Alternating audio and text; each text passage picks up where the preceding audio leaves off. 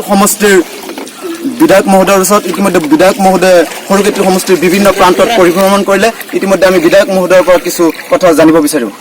আপুনি আজি কোন কোন অঞ্চলত মানে সৰুকেটি সমষ্টিত মানে পৰিভ্ৰমণ কৰিছে? মই প্ৰথমতে আমাৰ সৰুকেটি ব্লকৰ পশ্চিম সৰুকেটি অঞ্চল, দক্ষিণ পাকা অঞ্চল, ৰঙিয়া গাঁও, পিঠাবি, জিৰো চেণ্টাৰ, ভক্তডবা, নলীগাঁও, কয়াগুচি গাঁও, এতিয়া কয়াগুচি পথলৈ গৈ আছোঁ।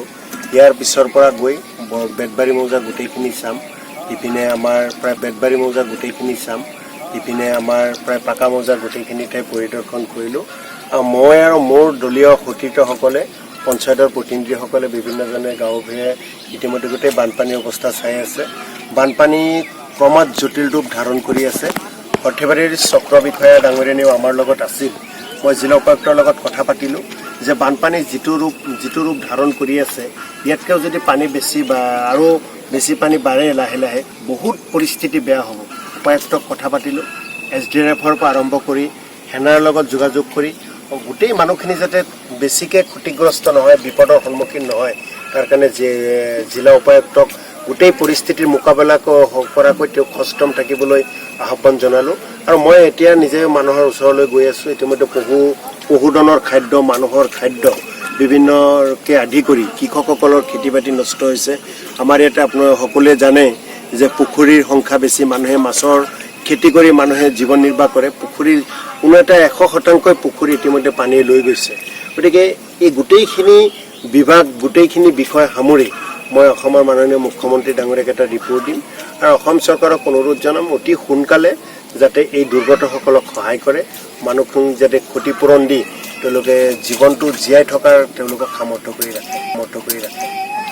ইতিমধ্যে আমাৰ বিধায়ক মহোদয়ে মানে আমাৰ সৰুকেটি সমষ্টিৰ সকলো অঞ্চলতে মানে পৰিভ্ৰমণ কৰিলে আৰু সকলো অঞ্চলত মানে বুজ ল'লে। ইতিমধ্যে আপুনি দেখিবলৈ পাইছে সকলোৰে ঘৰে ঘৰে মানে পানী একেবাৰে ভৰি পৰিছে আৰু মানে কিছুমানৰ ঘৰত মানে একদম জুই নজ্বলা অৱস্থাত পৰিছে। এই ক্ষেত্ৰত মানে অতি সোনকালে যাতে আপোনালোকে সাহায্য প্ৰদান কৰি আমাৰ সৰুকেটিবাসীক তথা অসমবাসীক আপোনালোকে মানে ৰাইজৰ সকলোকে মানে শান্তি দিব পাৰে আৰু মানে হুক আনি দিব পাৰে, এই ক্ষেত্ৰত আপোনালোকে মানে কেনেকুৱা ব্যৱস্থা ল'ব বুলি বিচাৰিছে আৰু কিমান দিনৰ ভিতৰত মানে আপোনালোকে সাহায্য প্ৰদান কৰিব বুলি ভাবিছে? মই ইতিমধ্যে চক্ৰ বিষয়ক আৰু জিলা উপায়ুক্তক মই আহ্বান জনালোঁ যে আজি পশুধনৰ খাদ্য আৰু অহাকালিৰ পৰা মানুহৰ যি খাদ্য, চাউল দালি যি আছে সকলোখিনি যোগান ধৰাৰ কাৰণে আৰু তাৰ লগে লগে বিভিন্ন অঞ্চলত নাওসমূহ কেনেকৈ মানুহৰ যাতে উদ্ধাৰ কৰিব পৰা যায়।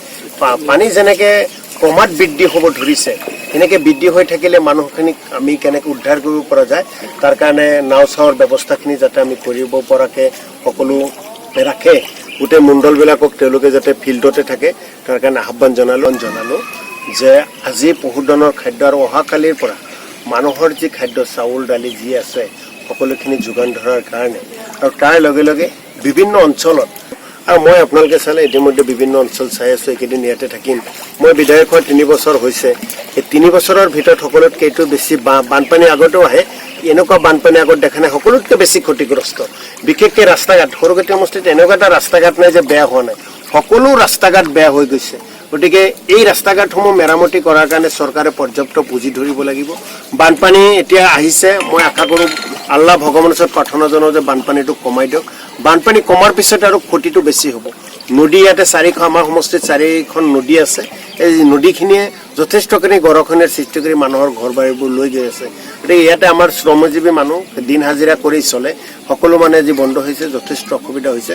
আশা কৰোঁ চৰকাৰৰ ওচৰত যিখিনি আৰ্জি জনাম, চৰকাৰে গোটেইখিনি আৰ্জি মানি লৈ মানুহখিনিক সহায় কৰিব। আমি ধন্যবাদ জ্ঞাপন কৰিছোঁ মাননীয় বিধায়ক মহোদয়ক। ইতিমধ্যে বিধায়ক মহোদয়ে সৰুকেটি সমষ্টিৰ মানে সকলো অঞ্চলটো পৰিভ্ৰমণ কৰিলে। ইতিমধ্যে আপোনালোকক মানে কিছুমান ভিডিঅ' দৃশ্য দেখুৱাই আছোঁ। এইখিনিতে বিধায়ক মহোদয়ক আমি ধন্যবাদ জনাই ভিডিঅ' ৰিপৰ্ট 26+।